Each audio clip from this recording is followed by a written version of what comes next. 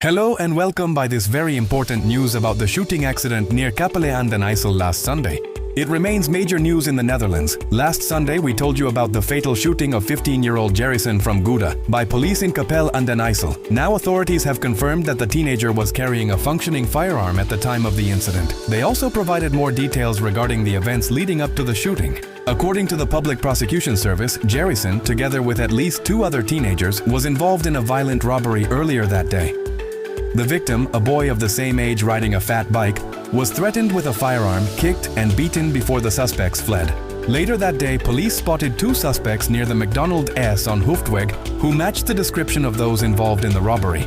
When officers attempted to arrest them, one of the boys tried to flee.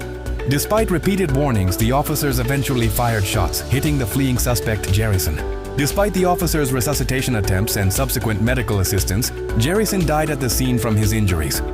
The weapon Jerryson was carrying was not immediately clear. However, further investigation revealed that he had an altered gas alarm pistol. Normally, such a weapon only produces a loud bang like a starter pistol at a sports event. However, once modified, it can fire live ammunition, making it a fully functioning firearm. A second suspect, a 15-year-old boy from Rotterdam, was also arrested the same day. A third suspect, also 15, and from Gouda, later turned himself in at the police station that evening. The court in Rotterdam has ruled that both will remain in custody for at least 2 more weeks.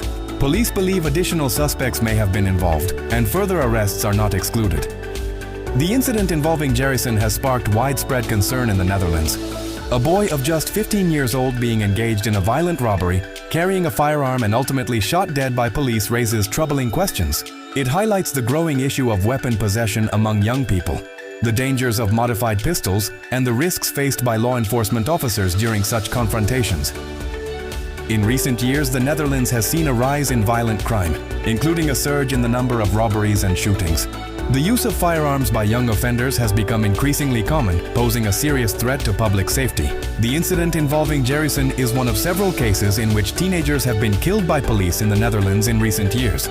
These incidents have sparked protests and calls for greater accountability and transparency from law enforcement agencies. The Dutch police have come under scrutiny for their use of force, particularly in cases involving minority youths. Critics argue that police officers in the Netherlands are too quick to draw their firearms, while supporters of the police say officers face difficult decisions in dangerous situations and must be allowed to do their work. This tragic event is expected to fuel unrest and debate in the Netherlands for weeks to come. Thank you for watching. Please feel free to share your thoughts, opinions, and comments below. Like and subscribe to our channel.